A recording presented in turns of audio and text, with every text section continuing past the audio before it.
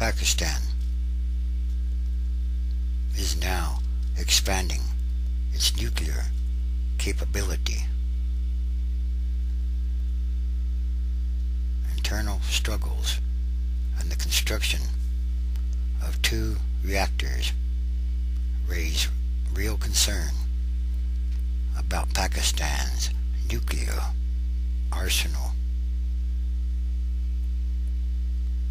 Approximately 110 miles southwest of Islamabad, not very far from an area controlled by the Taliban, 2 large new structures are rising. Structures that, in light of Pakistan's immense internal troubles, must be considered ominous for the stability of South Asia, and for that matter, the entire world. And these are more signs. Most definitely. Without any public U.S. reproach, Pakistan is building 2 of the developing world's largest plutonium production reactors, which experts say could lead to improvements in the quantity and quality of the country's nuclear arsenal, now estimated at least from anywhere from 60 to 80 weapons or more. Why do they need more nuclear weapons? Where is the common sense? What makes the project even more threatening is that it is unique. Pakistan is really the only country rapidly expanding or building up its nuclear forces, says a U.S. intelligence official.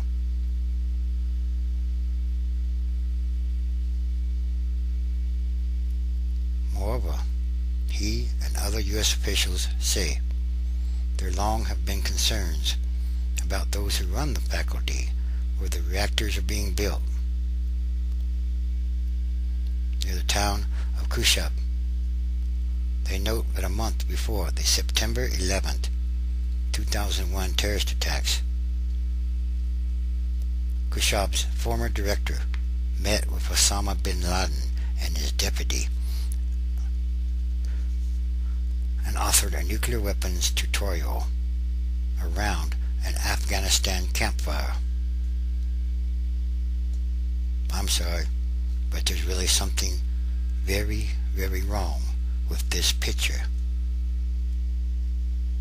And this is the truth.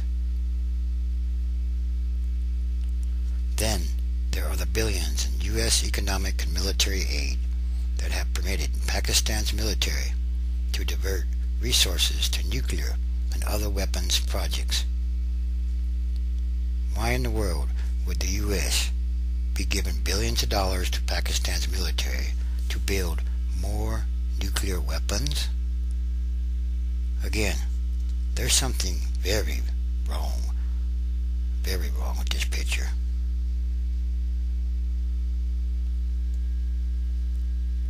Bottom line, these 2 new reactors exemplify all of the dangers posed by the Pakistani nuclear weapons program. The first new reactor is near completion.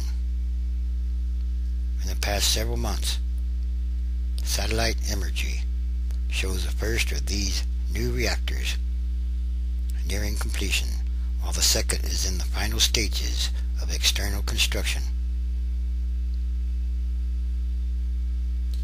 Operations of the first may begin soon, while the second is 4 or 5 years from operation, theoretically. So, while the world is worried about Iran and North Korea, Pakistan is ramping up production of more nuclear weapons. What will be the end of all this?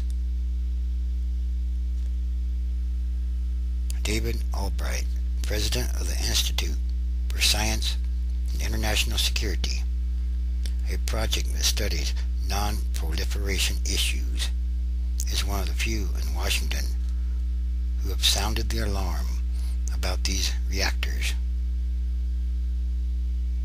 Why in the world do they need these reactors? He said it's a lot further along than we had expected. We're seeing steady progress. We don't know if they have the uranium fuel or heavy water on site, but on the outside, major construction appears finished, and we don't even know what's going on inside.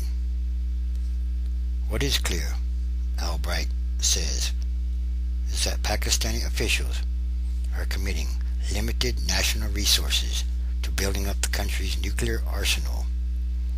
Resources he and others note have been supplemented and replenished by U.S. dollars. U.S. dollars should not be going to building more nuclear weapons while we're trying to reduce our own stockpile of thousands and thousands of nuclear weapons. Where is the common sense in all this? They're building a capability beyond any reasonable requirement, said Albright, who first wrote about these reactors 2 years ago when he noticed construction south of an existing but smaller plutonium production reactor that's been operating since about 1998. So, Pakistan is going to need more plutonium to make more atomic bombs or nuclear weapons. We think it's bigger than the first one, he says, of the so-called Khushab-1 reactor, estimated by U.S. intelligence at 70 megawatts. That's quite a bit. And Albright estimates the new reactors are at least on the order of 100 megawatts, each capable of producing enough plutonium for at least 4 or 5 nuclear weapons a year or more, while small by some power reactor standards. That's substantially larger than the research reactors that provided material for the weapons programs of Israel, India, and North Korea. He also believes that the reactors could have a separate mission, producing tritium, an element critical to the development of thermonuclear weapons, or used to be called hydrogen bombs. Again, he also believes that the reactors could have a separate mission, producing tritium, an element critical to the development of thermonuclear weapons, or it used to be called H-bombs. Change in nuclear strategy. Albright is not alone among non-proliferation experts. The International Panel on Fissile Materials at Princeton University has said adding a reliable and large-scale plutonium stream to the country's long-term expertise in uranium enrichment signals a change in Pakistan's nuclear strategy. The addition of the 2 reactors does 2 things. It allows them to make a lot more warheads or nuclear weapons, at least 4 or 5 a year, but it also allows them to make much lighter, yes, much lighter and smaller and more complex weapons for longer range missiles and cruise missiles. And triggers for thermonuclear weapons are almost always plutonium based. Pakistan already has intermediate range and short range missiles capable of hitting any target in India, as well as submarine launched cruise missiles.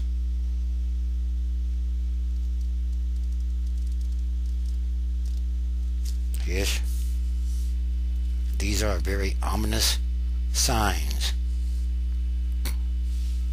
And all these things, and all this is connected to the end times, transition days.